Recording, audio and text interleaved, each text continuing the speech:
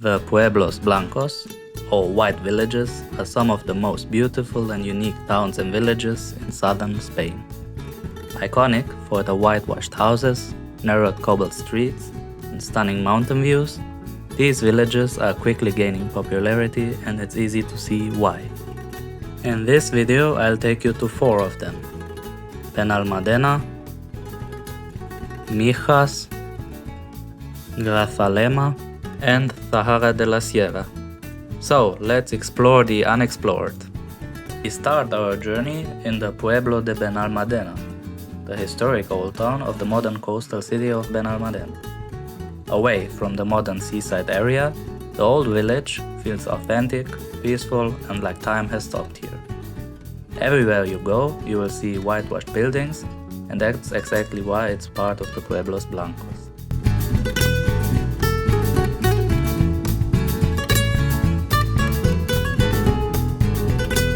And what's really nice about Benalmádena, as you can see, there are next to no tourists, and you have pretty much an entire old town for yourself.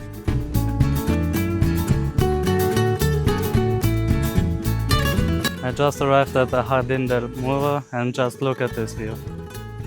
From the upper part of the town, you have an amazing view over the modern Benalmádena, as well as the beautiful Mediterranean Sea. There's also this small chapel that I found just right here, and we're gonna explore it.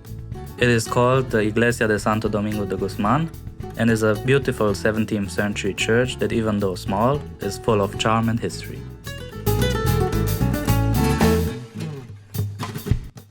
Just a short walk away from Benalmádena lies the Colomares Castle, one of Spain's most unusual landmarks. Just by looking at it, you would think that it must have been built at least a couple of 100 years ago. But actually, it is one of the newest landmarks in Spain, having been built between 1987 and 1994 by Dr. Esteban Martin as a tribute to Christopher Columbus. The castle itself mixes Gothic, Mudéjar and Romanesque styles and tells the story of Christopher Columbus's discovery of the Americas. To explore this unique site, you have to pay an entry fee of €3.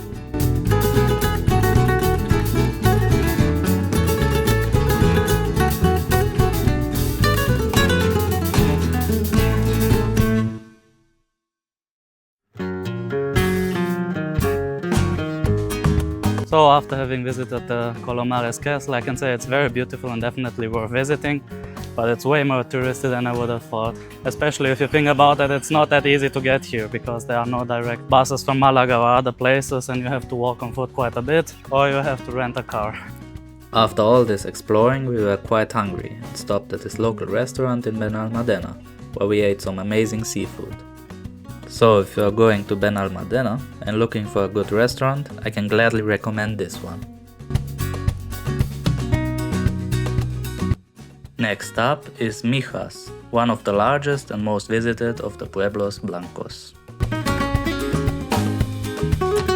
So after a short bus ride, I finally arrived in Mijas, and let's start exploring. If you are exploring Mijas by foot like me, you will immediately realize that it is not just a small town, but has a large residential area besides the iconic old town.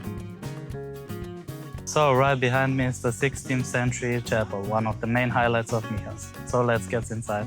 This chapel is called Ermita de la Virgen de la Peña and dates back to the 16th century and was directly carved into the rock by a monk. It's dedicated to the patron saints of Mijas, and also offers an amazing view over the Costa del Sol below. If you're in Mijas, you should definitely visit the museum right behind me, as it's one of the kind. It has the world's biggest miniature collection. It's called Carromato de Mijas, or the Mijas Wagon Museum, and inside you will discover a lot of unique sets of miniature and art pieces that I think are very cool to watch.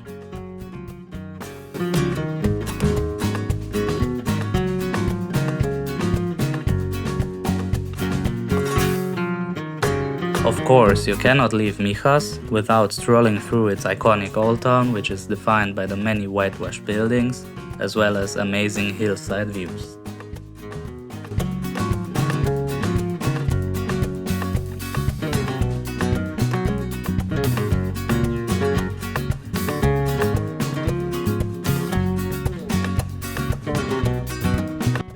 Now, leaving the coast behind, we head deep into the mountains, to Grazalema. This is one of the highest of all the white villages, perched on the edge of the Sierra del Pinar mountain range.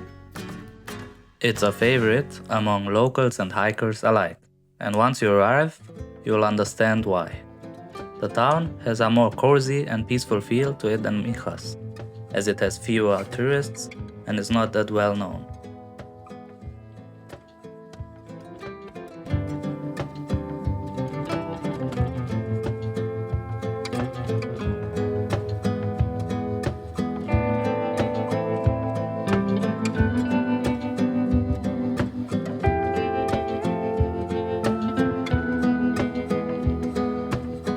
The highlight of Grazalema is going to the outskirts of the town and just taking in the amazing view of the town as well as the mountain range. And finally, we reach Zahara de la Sierra, a true hidden gem. Smaller and quieter than Mijas or Grazalema, it might just be the most picturesque of them all. Besides the iconic whitewashed buildings, the village has two very unique and iconic sites for you to explore. The first one is the Church of Santa Maria de la Mesa, built in the 17th century on the site of a former mosque and definitely worth checking out just for the Baroque interior design alone.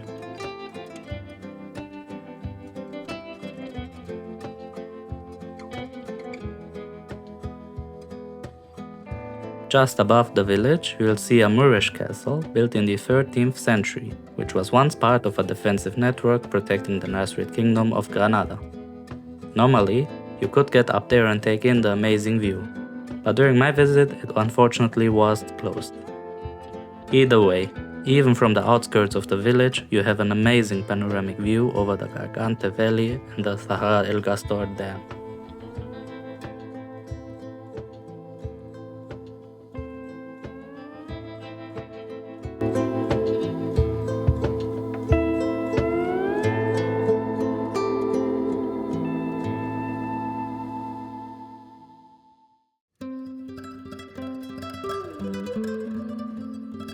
As you can see, each of the 4 Pueblos Blancos I showed you is unique in a way, and there are of course many more you can explore in Andalusia.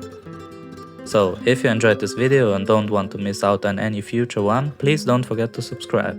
And as always, never stop exploring.